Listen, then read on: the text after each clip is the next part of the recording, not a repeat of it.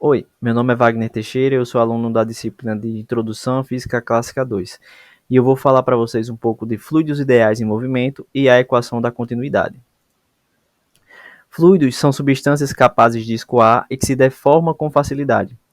Esses fluidos incluem os líquidos, os gases e até mesmo o plasma. Fluidos ideais não oferecem qualquer resistência à aplicação de forças ao ponto de assumirem o mesmo formato do recipiente em que são confinados. Vou citar para vocês agora as 4 principais características de um fluido ideal. A primeira é o escoamento laminar. No escoamento laminar, a velocidade do fluido em um ponto fixo, ela não varia com o tempo, nem o módulo, nem direção. Ou seja, significa que esse fluido está escoando com um vetor velocidade que permanece constante, certo? Não se altera. Ou seja, o vetor velocidade dele é constante, ok? 2. O escoamento é incompressível. O que seria isso? No fluido ideal, a massa específica tem um valor uniforme e constante. São fluidos que não têm um volume variável. Mesmo que você exerça uma força sobre ele, ele não se comprime, certo? A massa específica dele vai ser sempre constante. Então vamos dizer que a massa específica dele sempre vai ser constante. Ok? Número 3. O escoamento não é viscoso. A viscosidade é basicamente uma medida da resistência que o fluido oferece ao escoamento. O que seria isso? Seria a mesma coisa que a gente dizer que não possui atrito, certo? Seria um fluido que não tem atrito. E o escoamento irrotacional, certo? O fluido ideal não infere ao torque a nenhuma partícula em torno de um eixo que passa pelo centro de massa da mesma. Como seria isso? No seu interior, certo? Se a gente analisar por dentro, não tem um rolamento de partículas. Ou seja, essa partícula não tem um movimento de rotação. Seria apenas um movimento de translação, certo? Essas 4 são as características que definem o que chamamos de um fluido ideal. Agora, vamos fazer um estudo desse fluido que se chama a equação da continuidade. Beleza? Dando continuidade, né, à equação da continuidade. A equação da continuidade, ela relaciona a área disponível para o escoamento de um fluido e a sua velocidade. A gente pode tomar como exemplo quando a gente pega uma mangueira, certo? E na extremidade dessa mangueira, a gente aperta ela, certo? Quando estamos jogando água nas plantas, né, do jardim, ou lavando um carro com o auxílio de uma mangueira, né, é comum a gente utilizar o dedo, né, do polegar para fechar um pouco a saída de água e então aumentar essa velocidade da saída do líquido, certo? Analisando essa imagem aqui, certo? Podemos reparar em algumas coisas. A primeira coisa que a gente pode reparar vou botar aqui azul.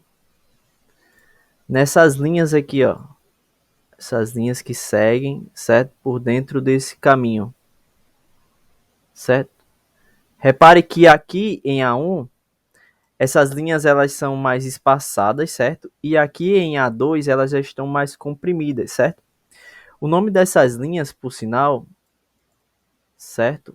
São chamadas linhas de corrente, certo? E essas linhas, certo? Quanto mais próximas elas estão, no caso como aqui em A2, maior é a velocidade do escoamento. E olhando para essa figura aqui, né, a gente pode perceber que a velocidade do escoamento em A2 ela é maior do que em A1. Justamente só analisando essa questão dessas linhas, por serem mais próximas, certo? Outra coisa muito importante é que se analisarmos as linhas também, certo? Essas linhas de corrente, podemos ver que a mesma linha que entra em A1 é a mesma linha que sai em A2, certo? Perceba que 1, 2, 3, 4, 5, 6, 7, 8, 9 linhas, certo? E se contarmos aqui, 1, 2, 3, 4, 5, 6, 7, 8, 9 linhas saem em A2, certo? A gente pode dizer que se o mesmo número de linhas que entra é o mesmo número que sai, certo? Então, podemos inferir que a vazão, certo? A vazão, ela é constante. Eita, meu ficou bem. A vazão, ela é constante. E então podemos dizer que a vazão, olhando para a figura, que a vazão em A1 é igual a vazão em A2.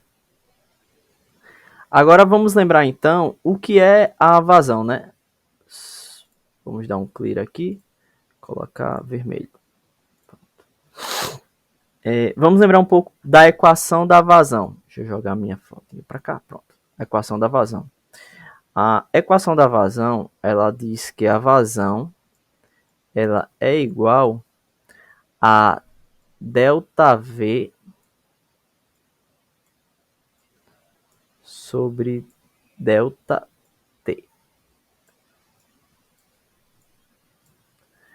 E que ΔV, se podemos ver, ΔV nada mais é que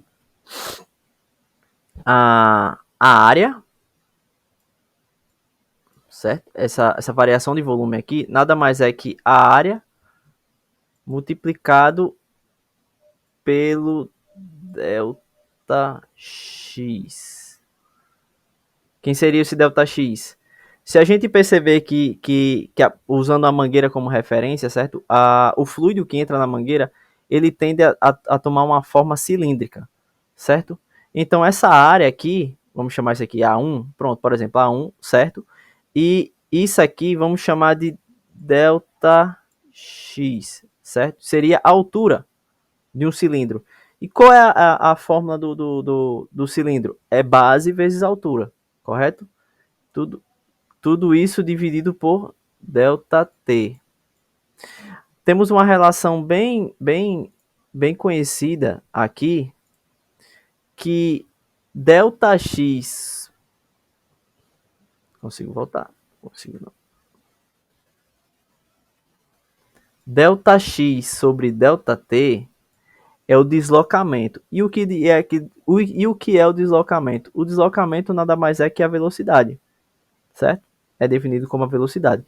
Então a gente pode dizer que a vazão ela é igual a área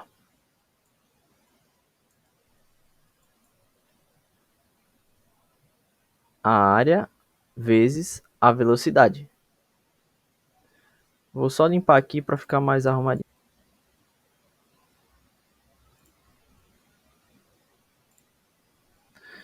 A gente tem que a vazão, certo?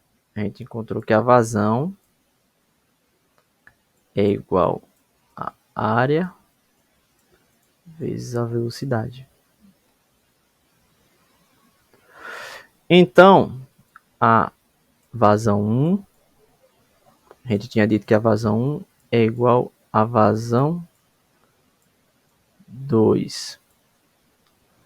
Logo, podemos dizer que a vazão 1 é a área 1 vezes a velocidade 1. E como dissemos que a vazão 1 é igual a vazão 2 pelas linhas, certo? Então, A2 vezes V2 é a vazão 2. Isso aqui é o que chamamos de equação da continuidade. É o produto da área pela velocidade, que se permanece constante.